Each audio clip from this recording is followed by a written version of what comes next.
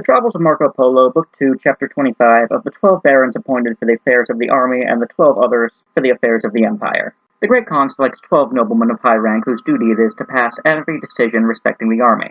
This includes the movements of troops from one area to another, changes of command, the employment of a force where it may be judged necessary, and the numbers to be used in any particular service. Besides these, it is their business to promote officers who have given proofs of valor in combat, and to degrade those who have shown themselves base and cowardly. All this, however, is done subject to the approval of His Majesty, to whom they report their opinion of the officer, and who, upon confirming their decision, grants to him who is promoted the tablet or warrant belonging to his rank, as before described. He also confers on him large presents in order to excite others to merit the same rewards. The tribunal, composed of those 12 nobles, is named Tai, denoting a supreme court as being responsible to no other than the sovereign. Besides this, there is another tribunal, likewise of 12 nobles, appointed to supervise the government of the 34 provinces of the empire. These have in Khanbalik a large and handsome palace or court, containing many chambers and halls. For the business of each province, there is a presiding legal officer, together with several clerks, who have apartments in the court and there transact business for the province to which they belong, under the direction of the tribunal of 12.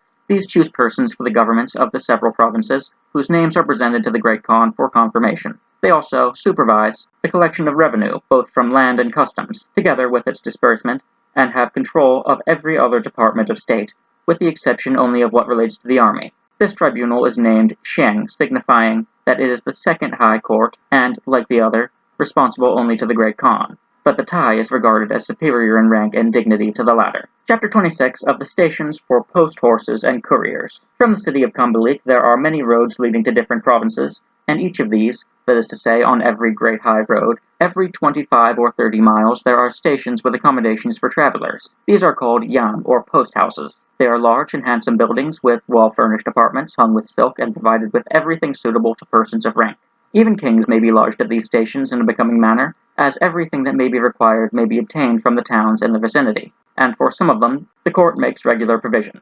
At each station 400 good horses are kept in constant readiness in order that all messengers going out and coming upon the business of the Great Khan, and all the ambassadors may have relays, and leaving their jaded horses be supplied with fresh ones. Even in mountainous districts remote from the great roads, where there are no villages, and the towns are distant from each other, His Majesty has caused buildings of the same kind to be erected, furnished with everything necessary and provided with the usual supply of horses. He sends people to dwell in these places in order to cultivate the land and take care of the post. By this means, villages are formed. In consequence of these regulations, ambassadors to the court and royal messengers go and return through every province and kingdom of the empire with the greatest convenience and speed.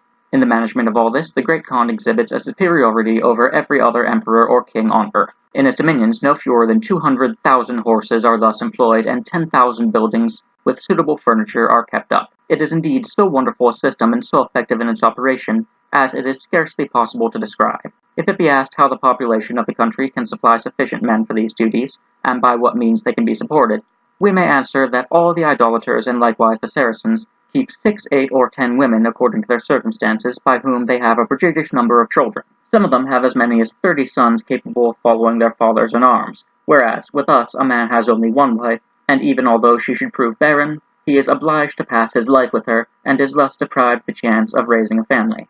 Hence it is that our population is so much smaller than theirs. With regard to food, there is no shortage of it, for these people, especially the Tartars, Cathayans, and inhabitants of the province of Manzi, subsist for the most part upon rice, panicum, and millet, and these grains yield in their soil 100 measures for one.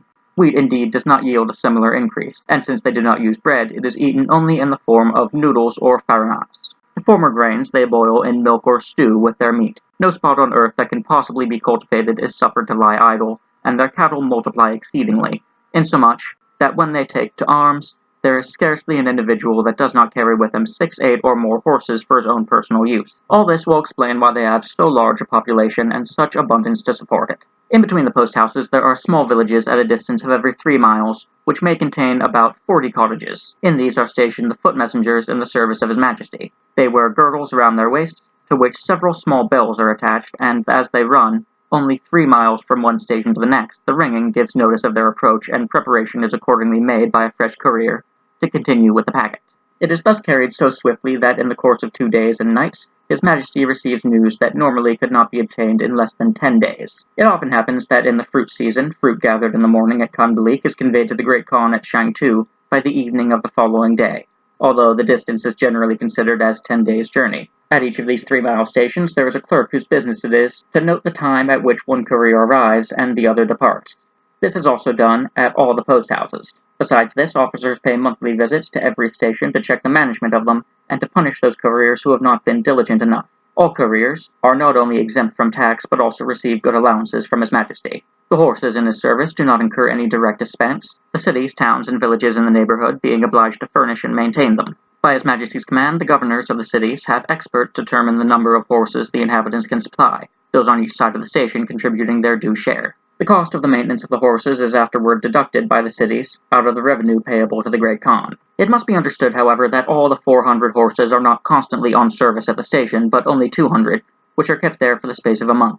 During this period, the other half are at pasture, and at the beginning of the month, these take their turn again, each alternately relieving the other. Wherever there is a river or lake, which the couriers on foot or the horsemen must cross, the neighboring cities are obliged to keep there 3 or 4 boats, in continual readiness for that purpose. And where there is an uninhabited desert of several days' journey, the city on its borders is obliged to furnish horses for such persons, and also to supply provisions for them and their escort. But cities so situated get a special remuneration from His Majesty. Where the post stations lie at a distance from the great road, the horses are partly those of His Majesty and only partly furnished by the cities and towns of the district. When messengers must proceed with extraordinary dispatch, as in giving word of a disturbance in any part of the country, the rebellion of a chief, or other important matter, they ride 200 or sometimes 250 miles in the course of a day. On such occasion they carry with them the tablet of the gerfalcon as a signal of the urgency of their business and the need for speed. When there are 2 messengers, they depart together from the same place, mounted upon good fleet horses, and they gird their bodies tight,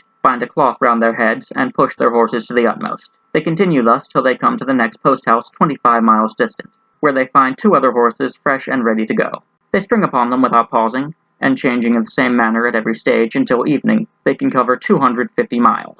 In cases of great emergency, they continue on their way during the night, and if there is no moon, they are accompanied by the next station by persons who run before them with torches. They do not then make the same speed as in the daytime, the light bearers not being able to exceed a certain pace. Messengers able to endure such extreme fatigue are held in high esteem. Now we leave this subject, and I will go on to tell you of a great act of benevolence which the Great Khan performs twice a year.